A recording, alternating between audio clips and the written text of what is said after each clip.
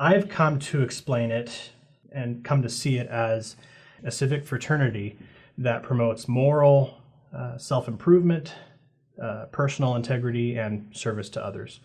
Very much like the Boy Scouts, like you were saying. In fact, I compare it to the Boy Scouts quite often. Oh, okay then. So it was, the Man Scouts. Yes, That's there we go.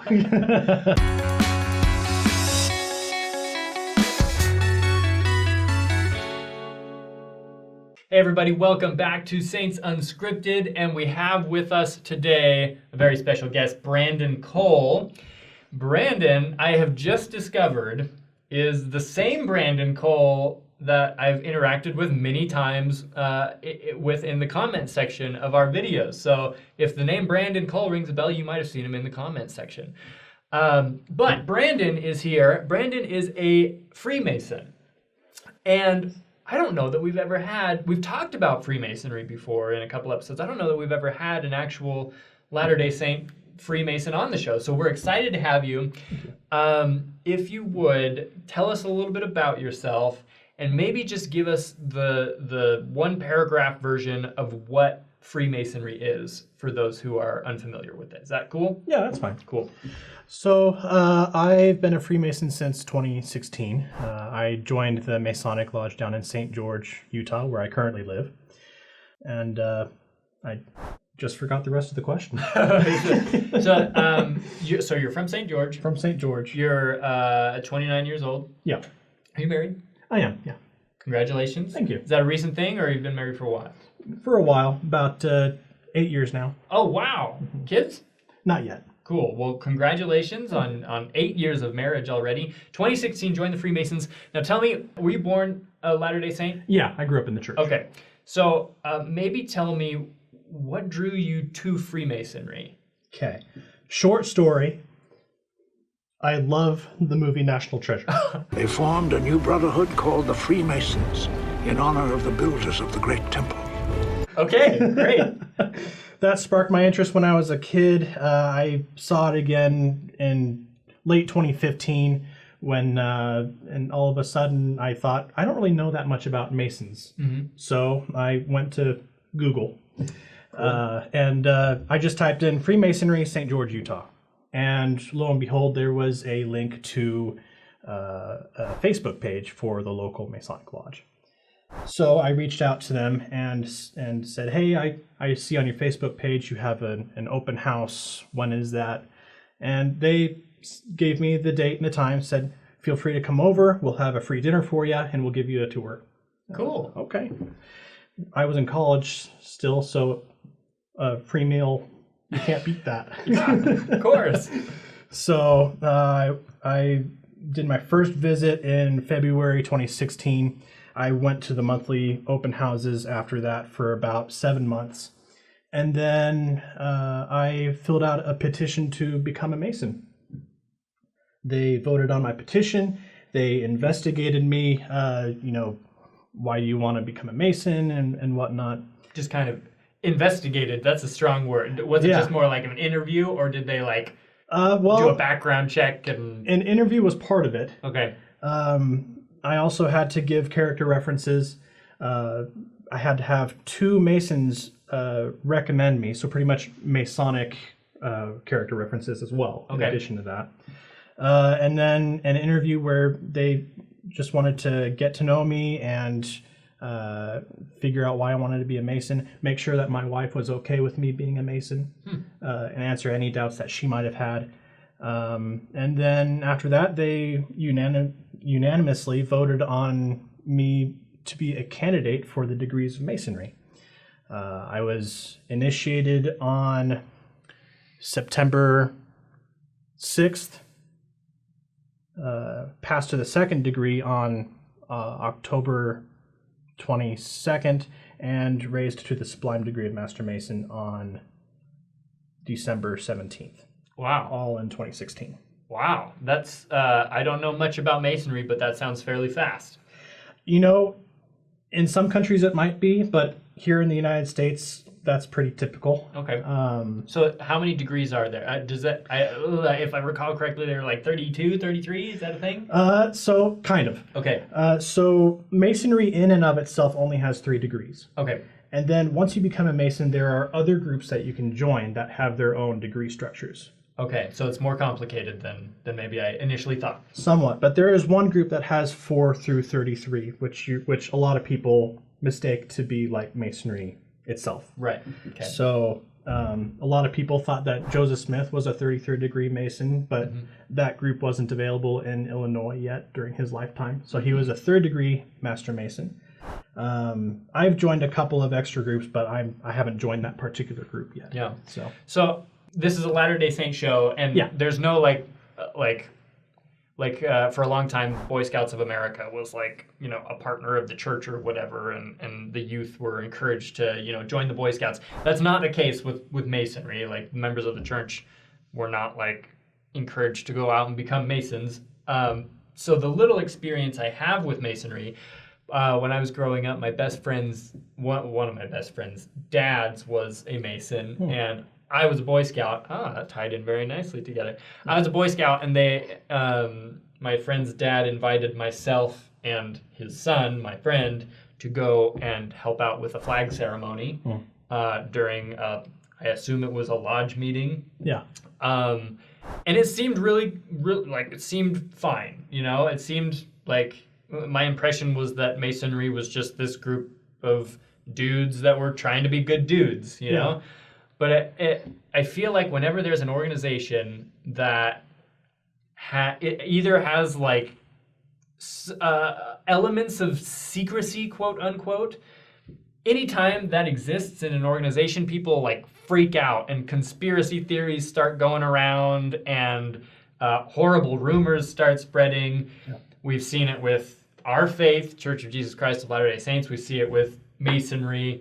We see it with the early Christian church when they thought, people outside the faith, because it was a minority faith back in the day, and they said, oh, this is, a creepy sex cult, or they engage in cannibalism because they eat the flesh and blood of their God every week or whatever. Yeah.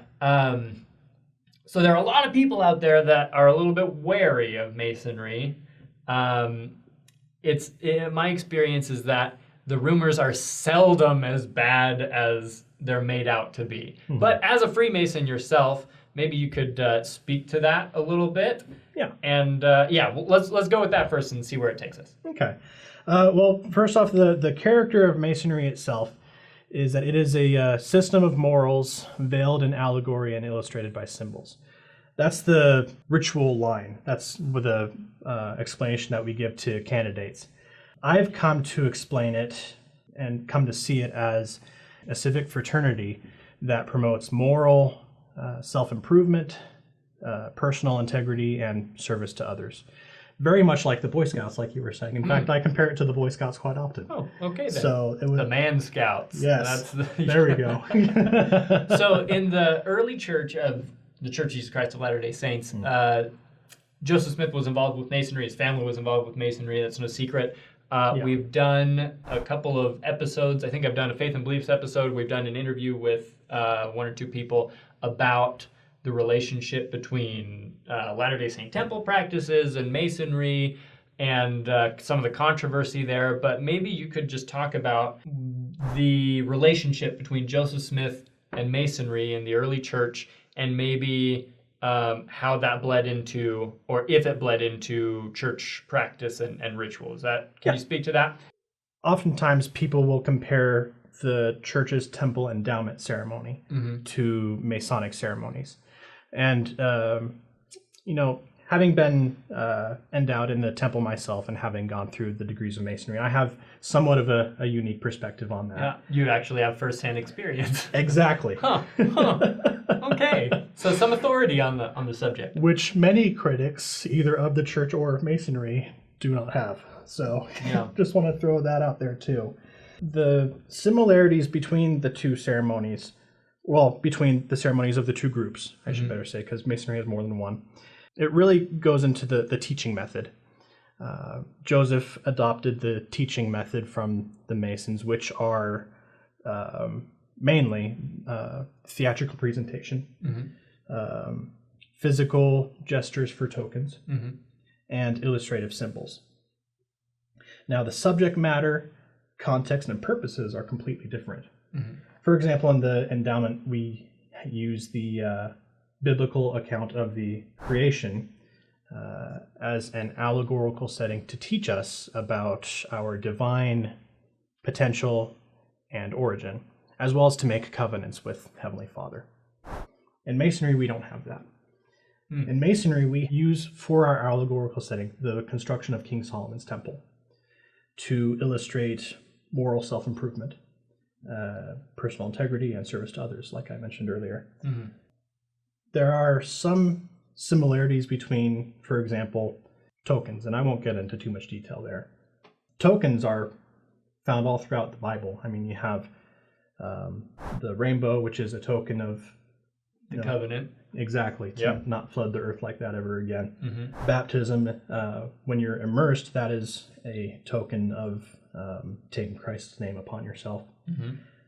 Bread and water, those are tokens of remembering Christ and renewing those baptismal covenants and so on. So tokens in and of themselves are not unique to the church or to Masonry. But the method in which we use the tokens are similar.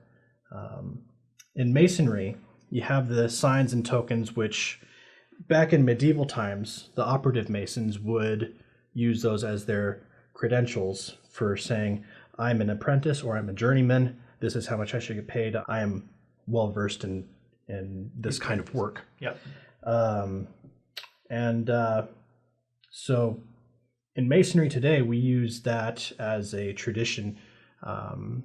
It's mainly traditional, but we also use it for, it's one of the secrets. And the purpose for the secrets of Masonry, including those tokens, is to measure our integrity. The idea behind it is if you can be trusted with this simple secret, that goes pretty far, because there's a lot of people who can't keep a secret. Sure. And that's pretty much the similarities between the ceremonial elements of the two groups. Yeah, I think it's interesting that, you talked about the rainbow as a sign of the covenant that God made with Noah after the flood. Yeah. That probably wasn't the first time a rainbow had ever been seen before. Probably not. Probably not. God was probably just like, okay, here's this thing that maybe already exists, but I'm going to use it for this other purpose. Yeah. We see the same thing with another symbol of the covenant, circumcision, that Abraham instituted. He visited Egypt, and as it turns out, Egyptians practiced circumcision before it was implemented as a token or a sign of the covenant. And it's only after that Abraham visits Egypt that he says, okay, circumcision, this is going to be a thing. This is going to be a sign of the covenant.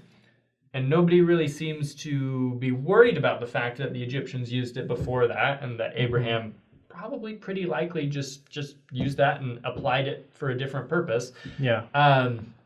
But anyways, that's important information, and we kind of get into that in some of the other content that we made around this. Thank you for that history. My next question is, are Latter-day Saints discouraged from becoming Masons?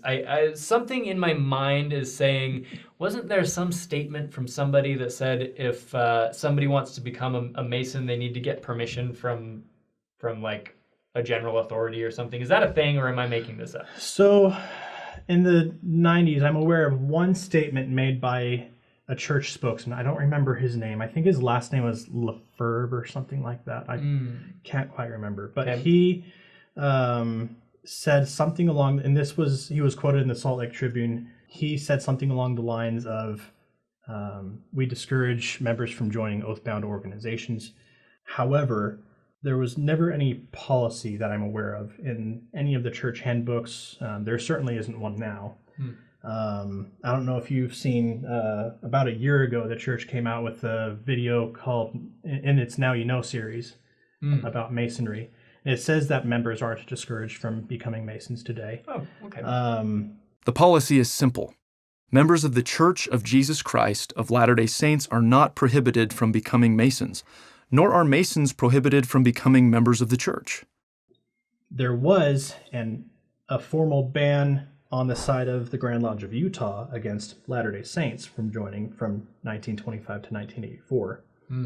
And so because of that, maybe, I don't know, maybe there was some bad blood there for a little bit or something. Yeah. Could be. And the church, even when that band came out, the church even made a statement saying that they had nothing against Masonry, but it was on the side of Masonry at that point, and only in the Grand Lodge of Utah.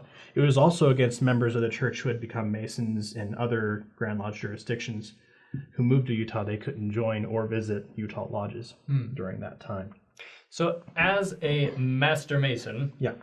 is there any conflict between Masonry and your faith as a Latter-day Saint, or honestly any Christian faith? Is there any conflict between Christianity and Masonry that you've seen? Not that I've seen. There are some Christian faiths that do prohibit their members still, but there's nothing on the side of Masonry today. And really, the Grand Lodge of Utah was the only Grand Lodge jurisdiction to have any formal ban against members of religious faiths. But there's nothing as far as its tenets or its rules and regulations that would make any Christian doubt whether or not they should be a member, in my mind anyway. So it's been a positive experience for you. It's been an incredibly positive experience. That's cool. I'm not a Mason, obviously. I have nothing against them. I think it's a really interesting organization. The Masons that I do know are fantastic people. I don't buy into the conspiracy theories and whatnot, especially as a Latter-day Saint, because I've been the victim of all of those rumors and conspiracy theories before. Yeah. So I take them with a huge grain of salt when they come up concerning other faiths or groups.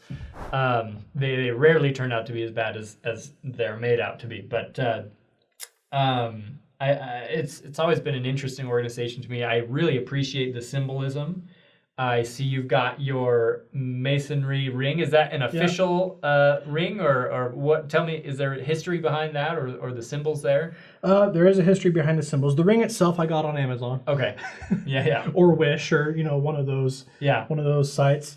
And some of the symbols that are used in Masonry will actually be common in, well, not common, but members will recognize them. Yeah, definitely. In Masonry, I can tell you that, some of the symbols, well, really all of them, they all have to do with just the moral self-improvement, using the compass to draw a line, a symbolic line to keep yourself within due bounds of, proper conduct and whatnot. Right.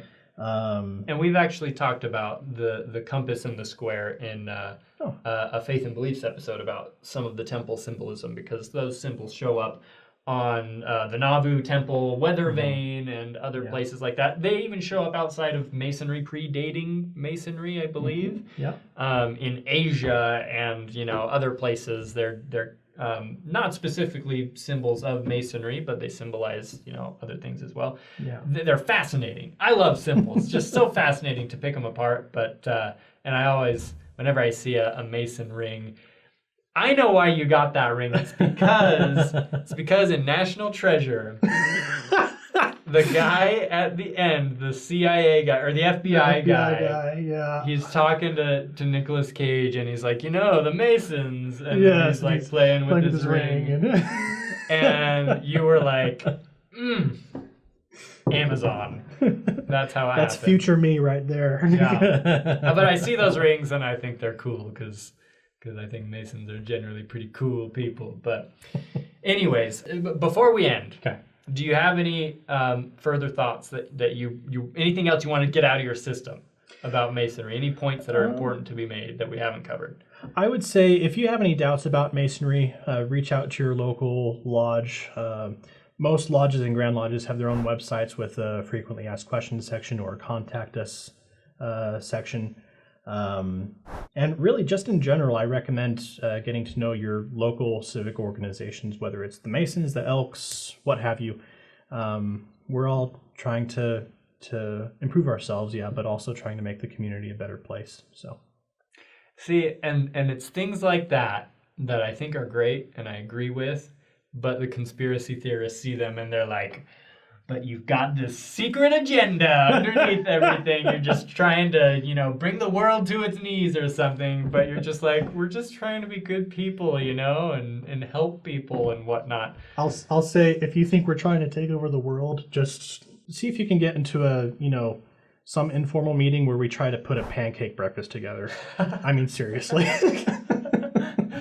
Oh man, and what I love that advice, because so many people, when they have questions about a group, they don't go to that group. Yeah. They're like, oh, I have questions about, the Catholic faith. I think I'm going to ask all these people who just left the Catholic faith and obviously hate them. Like, Yes. Why are you going to go talk to a Catholic? I'm not saying that's the only place you should or can go for your research, but if you have questions about Masons, go talk to a Mason, Yeah. If you have questions about Latter-day Saints, go talk to a Latter-day Saint. It's not, I think people sometimes are a little bit afraid to, because maybe they're, I don't know, defensive or something, but Yeah. anyways, fascinating organization, a rich Latter-day Saint history, or maybe I should say Latter-day Saints have a rich history within Freemasonry, and there's a ton more that can be said on that. There's actually a book by Matthew Brown called Exploring the Connections Between Mormons and Masons, right? Yes, there is. That's a great book. I also recommend, there is a talk given by Greg Kearney at a FAIRMormon conference. I think it's called Of Messages and Messengers, or something along those lines. I recommend looking at that. And then also, there's a Latter-day Saint Mason named Mark Koltko-Rivera, who has a video here on YouTube about the history between the church and Masonry, and I recommend that one as well. Right on. Brandon Cole, everyone, if you have questions for him, I'm assuming you'll be in the comments section. I will be in the comments section. So you can leave questions about Freemasonry there. Just a fascinating topic. My knowledge of it is severely lacking, so I'm looking forward to learning more. And I'm grateful for you for coming on the show, teaching me a little bit more. Don't forget to subscribe to our channel. Everyone, Brandon Cole, Freemasonry, thanks for joining us. Have a good one.